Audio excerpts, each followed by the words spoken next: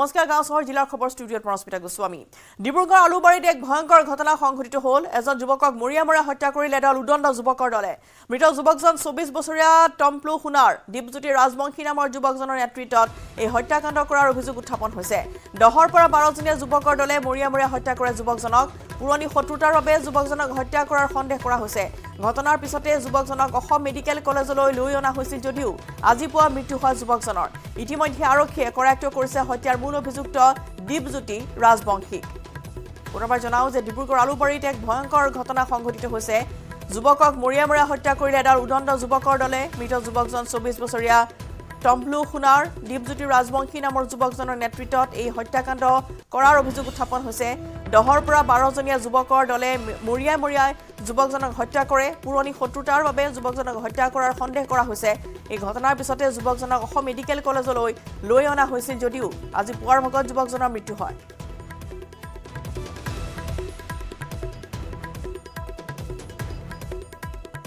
ঘটনাটো মানে মানুহজন ৰাতিপুৱা খাই বৈ কামত যাবলৈ ওলালে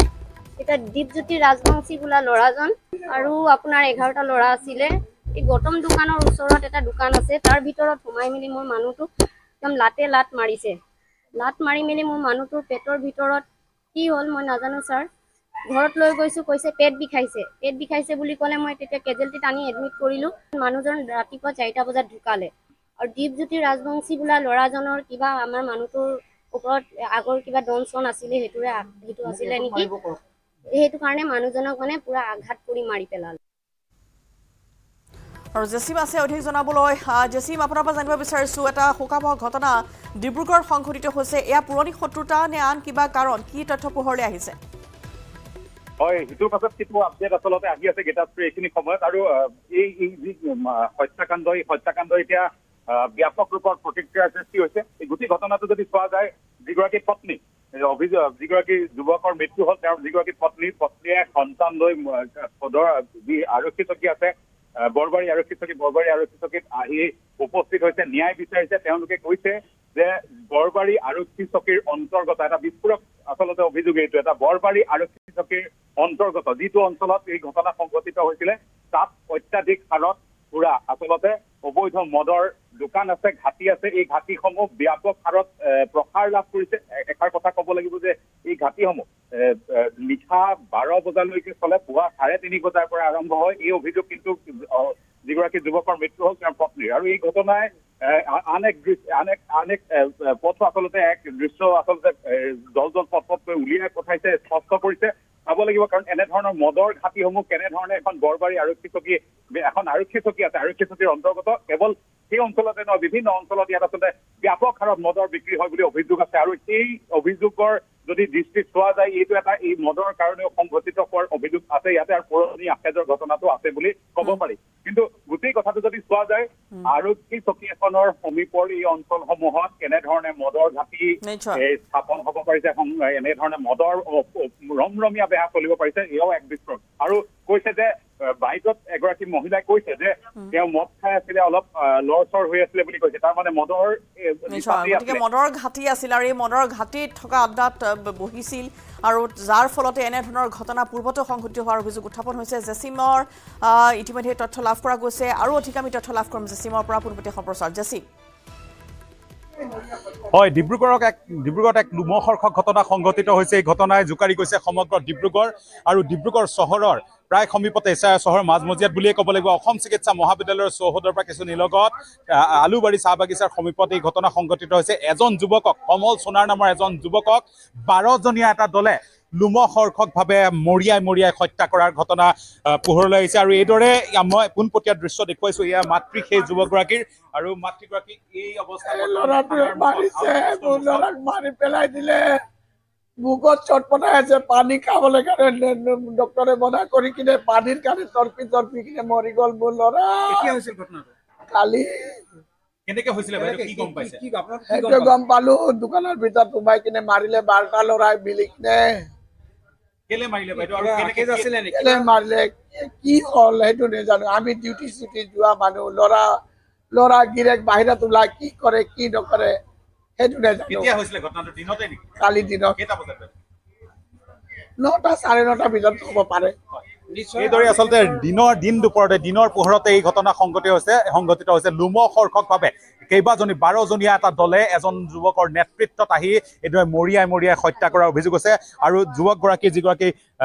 যুৱকৰ আচলতে মৃত্যু হৈছে তেওঁৰ আমি পৰিয়ালৰ পত্নী আছে পত্নীৰ ভাষ্য গ্ৰহণ কৰিবলৈ চেষ্টা আঘাত হৈ আছে বুলি ক'লে তেতিয়া মই গৈ কিনে মানুহজনক ঘৰত লৈ আহিছিলো ক'ত পঢ়ি আছিলে মানুহজন আলুবাৰী গেটৰ ওচৰত বহি আছিলে পেট বিষত মানুহজন তেতিয়া মই গৈ কিনে লৈ আহিলো ঘৰত আনিলো আনাৰ পিছত কৈছে মানুহজন পেট বিষাইছে বুলি পেট বিষৰ পিছত মই কেজুৱেলটিত এডমিট কৰিলো মানুহটো এতিয়া এডমিট কৰাৰ পিছত আল্ট্ৰাচাউণ্ড দিলে আল্ট্ৰাচাউণ্ড কৰি মেলি গম পালো যে পেটৰ ভিতৰত খাদ্যনলীটো ফুটি মেলি গোটেই ব্লিডিং হৈ আছে বুলি ক'লে ব্লিডিং হোৱাৰ পিছত ডক্টৰে ক'লে যে মানুহটোৰ আৰু আশা কম আছে বুলি ক'লে অপাৰেশ্যন কৰিব লাগিব ইমাৰ্জেঞ্চি অপাৰেশ্যন কৰা কথা আছিলে আজি অপাৰেশ্যন 10টা বজাত আপোনাৰ কৰিম বুলি কৈছিলে 10টা বজাত অপাৰেশ্যন নহ'লে 4টা বজাতে ৰাতিপুৱা মানুহজন ঢুকাই থাকিলে কিবা খাদ্যনলী ফাটি কিবা হৈছিল খাদ্যনলীটো পেটৰ ভিতৰতে ফুটি থাকিলে বুলি তেজ বমি কৰিছিল তেজ বমি হৈছিলে কেনেকৈ ঘটনাটো হ'ল কিবা ক'লে মানুহজনে কৈছিলে না কি হ'ল মোৰ মানুহজনে একো মানে কোৱা অৱস্থাত নাছিলে পুৰা কেনেকৈ গম পালে চিৰিয়াছ ঘটনাটো কি বুলি গম পালে ঘটনাটো অকল মানুহজনে ইমানে ক'লে মোৰ ঝেং হৈছিলে এই বিজু ৰাজবংশী ল'ৰা আপোনাৰ দীপজ্যোতি ৰাজবংশীৰ ল'ৰাই মোক অকল মাৰিছে পেটত বুলি ক'লে আৰু তাৰ লগত 11জন ল'ৰা আছিলে বুলি ক'ত মাৰিলে বাইদেউ কোনডোখৰ ঠাইত আপোনাৰ এই গৌতম দোকানৰ ওচৰতে এখন দোকান আছে মদৰ দোকান তাৰ ভিতৰতে এএমচি সমীপত মেডিকেলৰ ওচৰতে নহয় আলুবাৰী বুলি কয় আলুবাৰী তাৰ ভিতৰতে মোৰ মানুহজনক সোমাই মেলি দৰ্জা বন্ধ কৰি কিনে মাৰিছে লাতে ঘুচাই মাৰিছে আপুনি যিজনৰ ল'ৰাৰ অভিযোগ কৰিছে তেওঁক আপোনালোকে চিনি পায় নেকি চিনি পাওঁ কেনেকৈ চিনি পায় পুলিচক কৈছে আপোনালোকে পুলিচক কোৱা নাই এতিয়া মই ইজহাৰ দিছো আৰু আমাৰ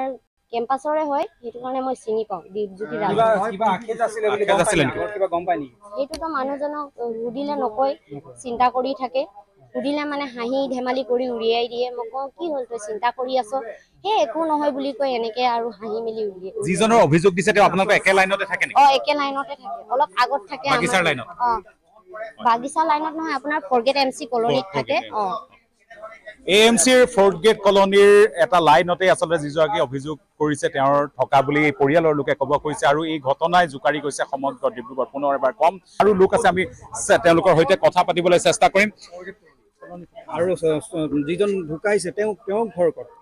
ফৰ্থ গেট কলনী ক'ত চাকৰি কৰিছিলে তেওঁ টমটম চলায় কামলৈ ওলাই যাওঁতে তেখেতক ধৰি মাৰিছে হয় এই যুৱকজন যিজনৰ মৃত্যু হৈছে তেওঁ আগতে ইজনক চিনি পায় নেকি যিজনৰ লগৰ হয় তাতে থাকে নেকি ক'ত থাকে তাতে একেলগতে এই কলনীতে থাকে এএমচি ফৰ্থ গেট কলনী হয় তেওঁ চাকৰি কৰে নেকি যুৱকজন যিজনে নাই নকৰে সিও তেনেকৈ টমটম চলায় মোৰ ভাগিনেও টমটম চলায় আপোনাৰ ভাগিন হয় যিজন মৃত্যু হ'ল কি নাম তেওঁৰ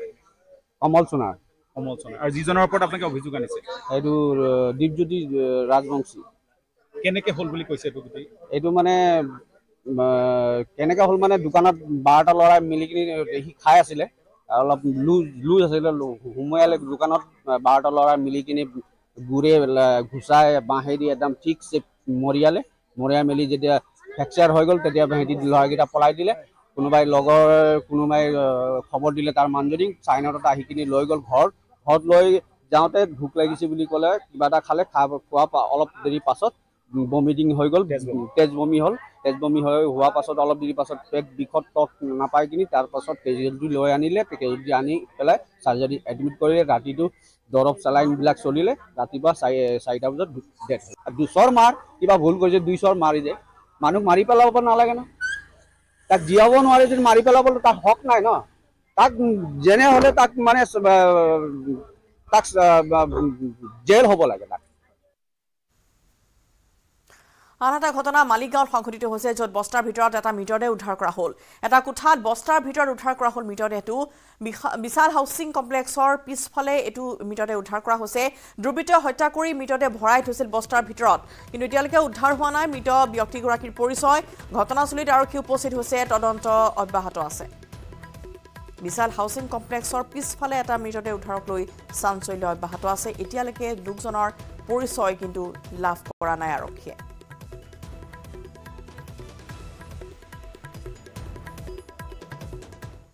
মাজুলীৰ ঐতিহাসিক শ্ৰী শ্ৰী বৰএলেঙি সত্ৰৰ সত্ৰাধিকাৰ ভৱানন্দ দেৱগোস্বামীৰ দেহাৱসান আজি পুৱা 7 বজাত GMCHত শেষ নিশ্বাস ত্যাগ সত্ৰীয়া সাধকগৰাকীৰ 85 বছৰ বয়সত শেষ নিশ্বাস ত্যাগ সত্ৰাধিকাৰগৰাকীৰ বাৰ্ধক্যজনিত কাৰণতে GMCHত চিকিৎসাধীন হৈ আছিল সত্ৰীয়া সাধকগৰাকী দুজনা গুৰুৰ আদৰ্শক শিৰোগত কৰি উৰেটো জীৱন সত্ৰীয়া কৃষ্টি সংস্কৃতি প্ৰচাৰ প্ৰসাৰৰ বাবে কাম কৰি গৈছিল প্ৰয়াত সত্ৰাধিকাৰগৰাকীয়ে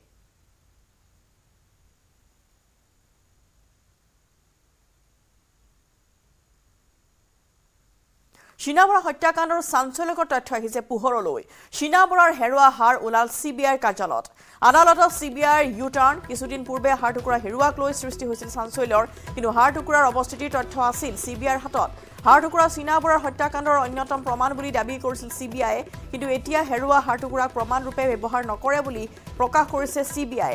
আদালততো CBI জনালে কথা CBIৰ চাৰ্জশিটতো নাছিল হাৰ টুকুৰা হেৰুৱাৰ কথা 14 বছৰ হ'ল शीना बरार হত্যাকাণ্ডৰ এতিয়াও তদন্ত চলিয়ে আছে চাঞ্চল্যকৰ এই হত্যাকাণ্ডটোৰ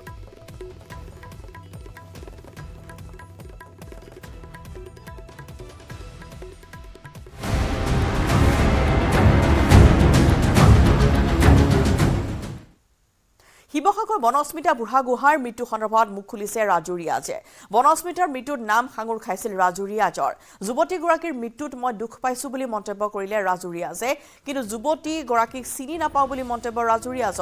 ৰিয়াজৰ পাৰ্লাৰত হেয়াৰ কাটিঙৰ প্ৰশিক্ষণহে লৈছিল যুৱতীগৰাকীয়ে মেকআপ বা বিউটিচিয়ান কোৰ্চৰ প্ৰশিক্ষণ নহয় বুলি মন্তব্য কৰে ৰাজু ৰিয়াজক মিছাতে বদনাম কৰা হৈছে বুলি সংবাদ মাধ্যমৰ আগত তেওঁ প্ৰতিক্ৰিয়া ব্যক্ত কৰে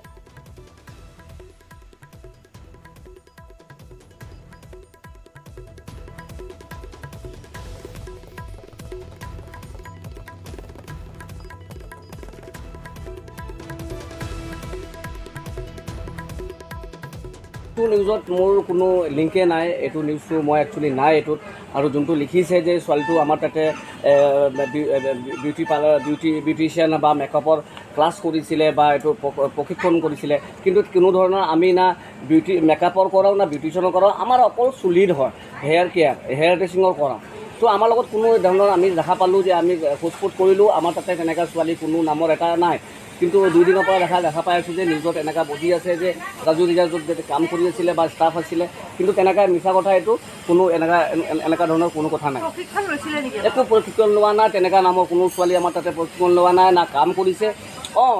কোনোবা বহুত মানুহ চুলি কাটিব আহে বহুত ধৰণৰ চুলি কাটিব আহে ফটো উঠে বা মই ছেমিনাৰত যাওঁ মোক মানুহ এই যে গেষ্ট ফেকাল্টি হিচাপে মাতে তাতে কোনোবা যাব পাৰে সেইটো বেলেগ কথা মোৰ ছেমিনাৰ এটেণ্ড কৰিব পাৰে মোৰ লেকচাৰ এটেণ্ড কৰিব পাৰে এইটো কাৰণে যে মোৰ নামটো দিব এইটোতো মোৰ ইন'চেণ্ট এটা মনত আছে নে ক'ত কেতিয়াবা লগ পোৱা নাজানোৱে মই এইটো দেখাই পোৱা নাই মইতো চিনিয়ে নাপাওঁ এনেকুৱা ধৰণৰ চিনি নাপাওঁ অহাই নাই আহিলেতো মোৰ তাতেতো থাকিব এটেণ্ড থাকিব নামটো থাকিব বায়'ডাটা থাকিব পুলিচেতো আজিলৈ 3 দিন হৈ গ'ল কোনোতো এনেকুৱা হ'লেতো মোক আহি সুধিলে পুছপুছ কৰিলে হয় কিন্তু দেখা পাইছোঁ আজিতো পেপাৰত দেখা পালোঁ যে মই বোলে পলাইছোঁ আৰু ছোৱালীটো মোৰ তাতে কাম কৰিছিলে তেনেকুৱা ধৰণৰতো সেইটো কথাই নাই তো এইটোতো এনেই মিছামিছি নামটো বদনাম হৈ আছে ন এইটো মাইথান ষ্টিল নহয় ওচৰ চুবুৰীয়াসকলে লগাইছে ষ্ট্ৰং মানে মাইথান ষ্টিল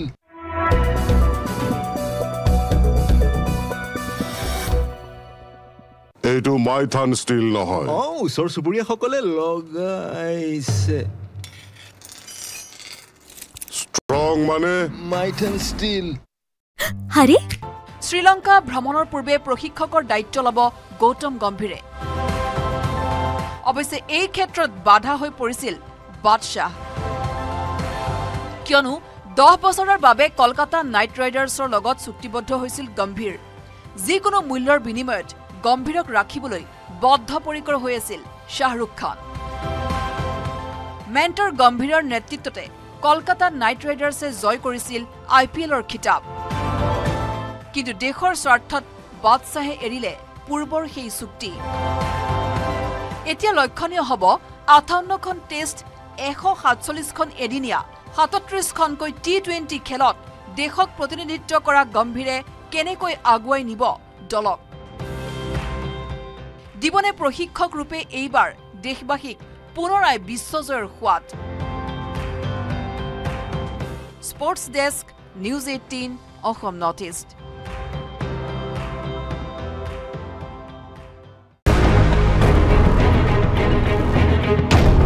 ছাত্ৰ-ছাত্ৰীক 600 টকা ঘূৰাই দিয়ক, মুখ্যমন্ত্ৰীৰ কঠোৰ সকিয়নি মহাবিদ্যালয়ৰ অধ্যক্ষ। আপোনালোকে জানে যে মহাবিদ্যালয়খনত আমি ফ্ৰী এডমিশ্যন দিওঁ, তাৰ পিছত ষ্টুডেণ্টৰ লগত আমি কিয় যুঁজবাগৰ কৰি থাকিব লাগে? আৰু এটা 600 টকা আমি কিয় ষ্টুডেণ্টৰ পৰা ল'ব লাগে? লাগিলে 600 টকা মোক খুজি দিয়ক আকৌ। শিক্ষাৰ্থীৰ মাচুলৰ 600 টকা ঘূৰাই নিদিলে সন্মুখীন হ'ব চৰম শাস্তিৰ।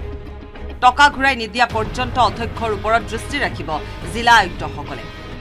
ৰাজ্যৰ মহাবিদ্যালয়সমূহত বিনামূলীয়া নামভৰ্তি নামত এটাৰ পাছত আনটো অভিযোগ উত্থাপন হোৱাৰ পাছতে এইবাৰ সৰব হৈছে মুখ্যমন্ত্ৰী ডক্টৰ হিমন্ত বিশ্ব শৰ্মা। পূব বংশৰ মহাবিদ্যালয়ৰ অধ্যক্ষই নামভৰ্তিৰ নামত দৰিদ্ৰ ছাত্ৰ ছাত্ৰীৰ পৰা 600 টকাকৈ লোৱাৰ অভিযোগ লাভ কৰাৰ পাছতে নিলম্বন কৰিছে মহাবিদ্যালয়খনৰ অধ্যক্ষ। ইয়াৰ পাছতো যিসমূহ মহাবিদ্যালয়ত ছাত্ৰ ছাত্ৰীৰ পৰা নামভৰ্তিৰ নামত ধন সংগ্ৰহ কৰি আহিছে সেই ধন ঘূৰাই দিয়াৰ কঠোৰ নিৰ্দেশ মুখ্যমন্ত্ৰী ডক্টৰ হিমন্ত বিশ্ব শৰ্মাৰ।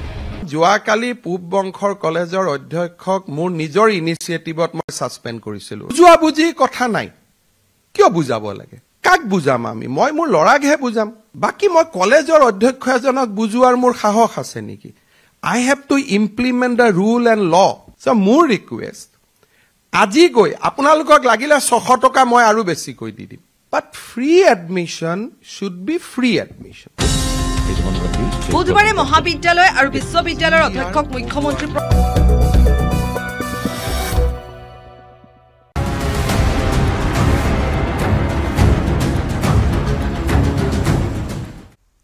NEET UG 2024 পুনৰ পৰীক্ষাৰ পক্ষপাতী নহয় কেন্দ্ৰীয় চৰকাৰ। উচ্চতম ন্যায়ালয়ত চৰকাৰে দাখিল কৰিলে শপতনামা, পুনৰ পৰীক্ষা পতাৰ সম্ভাৱনা ব্যক্ত কৰিছিল উচ্চতম ন্যায়ালয়ে। বৃহৎ অনিয়ম হোৱা নাই বুলি পুনৰ পৰীক্ষাৰ সম্ভাৱনা অস্বীকাৰ কৰা হ'ল। NEET UG পৰীক্ষাৰ পবিত্ৰতা লংঘন হৈছে বুলি কৈছিল SCA। প্ৰশ্নকাকত ফাদিল হোৱাটো নিশ্চিত হৈছে বুলি মন্তব্য কৰি ন্যায়ালয়ে কৈছিল যে পৰীক্ষাৰ গোপনীয়তা লংঘন কৰাটো স্পষ্ট হৈছে। যদিহে ছ'চিয়েল মিডিয়া যোগে প্ৰশ্নকাকত ফাদিল হৈছিল তেন্তে পুনৰ পৰীক্ষাৰ আদেশ দিব পাৰে বুলি পৰ্যবেক্ষণ কৰিছিল উচ্চতম ন্যায়ালয়। সোমবাৰে ন্যায়ালয়ৰ পৰ্যবেক্ষণৰ পিছতে বুধবাৰে কেন্দ্ৰীয় চৰকাৰে দাখিল কৰে শপতনামা, য'ত বৃহৎ পৰিমাণত অনিয়ম হোৱা নাই বুলি উল্লেখ কৰি পুনৰ পৰীক্ষাৰ সম্ভাৱনীয়তাতে নাকচ কৰিছিল কেন্দ্ৰীয় চৰকাৰে। IIT মাদ্ৰাছাৰ এটা বিশেষজ্ঞৰ দলে দিয়া প্ৰতিবেদনৰ ভিত্তিত এই শপতনামা দাখিল কৰিছে কেন্দ্ৰীয় চৰকাৰে। উল্লেখযোগ্য যে NEET UG 2024 পৰীক্ষাৰ অনিয়মৰ বিৰুদ্ধে উঠা অভিযোগৰ তদন্ত কৰি আছে CBI। লগতে নেশ্যনেল টেষ্টিং এজেন্সিৰ ভূমিকাৰো অনুসন্ধান কৰি আছে CBI।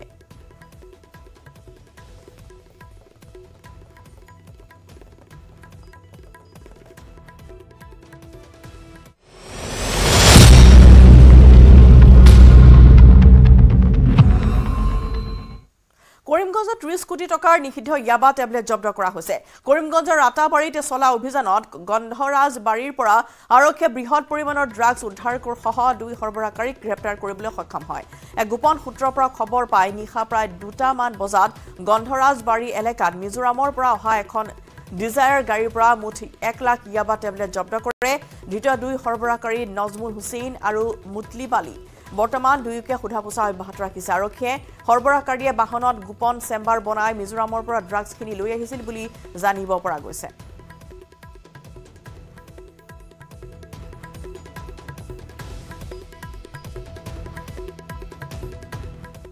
ক্লক টাৱাৰ নিৰ্মাণৰ বাবে ক্ৰেন লগাই আঁতৰালে মহাত্মাৰ প্ৰতিমূৰ্তি। ডুমডুমা পৌৰসভাৰ তুগলগী কাণ্ডক লৈ প্ৰতিক্ৰিয়াৰ সৃষ্টি হৈছে। ডুমডুমা নগৰৰ মাজমজিয়াত থকা মহামানৱ মহাত্মা গান্ধীৰ প্ৰতিমূৰ্তি আঁতৰাই দিয়ে। জাতিৰ পিতাক চূড়ান্ত অপমান। ডুমডুমা পৌৰসভাৰ ক্লক টাৱাৰ ভাৰতীয় সংস্কৃতিৰ সৈতে জড়িত নহয়, তাৰ সলনি শ্বহীদ বেদী নিৰ্মাণৰ আহ্বান জনাইছে আছুৰ তিনিচুকীয়া জিলা সমিতিয়ে। ইফালে মহাত্মাৰ প্ৰতিমূৰ্তি আঁতৰোৱাৰ পিছতে নতুনকৈ প্ৰকাণ্ড আকাৰৰ মহাত্মাৰ প্ৰতিমূৰ্তি স্থাপন কৰা হ'ব বুলি প্ৰকাশ কৰিছে ডুমডুমা পৌৰ সমিতিয়ে। ডুমডুমা পৌৰসভাই ডুমডুমা চহৰখনৰ সৌন্দৰ্য বৰ্ধনৰ বাবে 1960 চনতে ডুমডুমা নগৰৰ মাজমজিয়াত স্থাপন কৰা জাতিৰ পিতা মহামানৱ মহাত্মা গান্ধীৰ প্ৰতিমূৰ্তি আঁতৰাই সেই স্থানত সুউচ্চ ক্লক টাৱাৰ নিৰ্মাণৰ পৰিকল্পনা কৰিছে। ডুমডুমা পৌৰসভাৰ এই হঠকাৰী সিদ্ধান্তৰ বিৰুদ্ধে প্ৰথমে গৰজি উঠিছিল ডুমডুমা সমষ্টিৰ প্ৰাক্তন বিধায়ক তথা কংগ্ৰেছৰ জ্যেষ্ঠ নেতা দুৰ্গা ভূমিজ। উক্ত স্থানত প্ৰথমে দুৰ্গা ভূমিজ উপস্থিত হৈ ডুমডুমা পৌৰসভাৰ এই হঠকাৰী সিদ্ধান্তৰ বিৰুদ্ধে তীব্ৰ প্ৰতিবাদ জনোৱাৰ লগতে গান্ধীজীৰ মূৰ্তি ভঙাত বাধা প্ৰদান কৰে আৰু ইয়াৰ পিছতে ডুমডুমা নগৰখনৰ লগতে সমগ্ৰ তিনিচুকীয়া জিলাখনতে এই বিষয়টোৱে ব্যাপক চৰ্চা লাভ কৰিছে। যে এই যি ডুমডুমা গান্ধী মূৰ্তি লৈ এটা যি ধৰণৰ আলাপ আলোচনা বা আপোনাৰ গোটেই সামাজিক মাধ্যমতে হওক গোটেই ডুমডুমাবাসী ৰাইজৰ মাজত চৰ্চাৰ বিষয় হৈ আছিল ডুমডুমা গান্ধী মূৰ্তি আঁতৰাই নিয়া কথাটো আৰু ইয়াত এটা ক্লক টাৱাৰ নিৰ্মাণ কৰা কথাটো গোটেই কথাটো আচলতে আমি ডুমডুমা নগৰ সমিতিৰ যি পৌৰসভালৈ আমি গোটেই খবৰ লৈ গোটেই বিষয়টো বুজ লৈছোঁ আৰু লগতে কথাখিনি গম পাইছোঁ তেওঁলোকে ইয়াত নতুনকৈ পুনৰ গান্ধী মূৰ্তি স্থাপন কৰাৰ কথা আমাক প্ৰতিশ্ৰুতি দিছে আৰু তেওঁলোককো আমি পৰামৰ্শ দিছোঁ যে গান্ধী মূৰ্তি যি ভাগ আছে তাত পুনৰ স্থাপন কৰিব লাগে ভালদৰে নিৰ্মাণ কৰিব লাগে আৰু ইয়াৰ লগতে যি ক্লক টাৱাৰ নিৰ্মাণ কৰাৰ কথা কৈছিলে আমি তেওঁলোকক কৈছোঁ যে যিহেতু এয়া ভাৰতীয় সংস্কৃতিৰ লগত জড়িত নহয় সেইবাবে তেওঁলোকক আমি এটা পৰামৰ্শ আগবঢ়াইছোঁ যে যি আমাৰ স্বাধীনতা আন্দোলনৰ লগত শ্বহীদ হোৱা যি বীৰ বীৰাংগনাসকল আছে যিসকলে নিজৰ প্ৰাণৰ বলিদান দি আমাৰ এই ভাৰতখন স্বাধীন কৰিছে গোটেই অসমৰ জাতীয় জীৱনলৈ ত্যাগ স্বীকাৰ কৰিলে সেই শ্বহীদসকলৰ স্মৃতিত যি ক্লক টাৱাৰ সলনি তেওঁলোকে ইয়াত এটা শ্বহীদ বেদী নিৰ্মাণ কৰিব লাগে আটক ধুনীয়াকৈ আচলতে এই শ্বহীদ বেদী আটক ধুনীয়াকৈ নিৰ্মাণ কৰিলে এটা সৌন্দৰ্য বৰ্ধনো ধৰিব পাৰিব আৰু লগতে উঠি অহা প্ৰজন্মৰ ছাত্ৰ ছাত্ৰীৰ মাজত সেই জাতীয়তাবোধটো জীয়াই থাকিব বানৰ পাছতে কৃষকৰ বাবে কঠিয়াৰ সমস্যা হয় প্ৰায় যাৰ বাবে বহু সময়ত কৃষকসকলে ধানৰ কঠিয়া বিচাৰি হাহাকাৰ কৰিবলগীয়া হয় বানৰ বিভীষিকাৰ মাজতে কৃষকসকলৰ বাবে কঠিয়া সিঁচিলে মৰাণৰ তৰাজান গাঁৱত প্ৰায় 15 বিঘা মাটিত একত্ৰিতভাৱে কঠিয়া সিঁচিলে বিধায়ক চক্ৰধৰ গগৈয়ে ডিব্ৰুগড় জিলা কৃষি বিভাগৰ উদ্যোগত মৰাণ কৃষি চক্ৰৰ সহযোগত কঠিয়া সিঁচা হয় উন্নত জাতৰ ৰঞ্জিত চাব ওৱান ধানৰ কঠিয়া সিঁচা হয় 15 বিঘা মাটিত বান বিধ্বস্ত অঞ্চলৰ কৃষকসকলক যোগান ধৰা হ'ব এই কঠিয়াসমূহ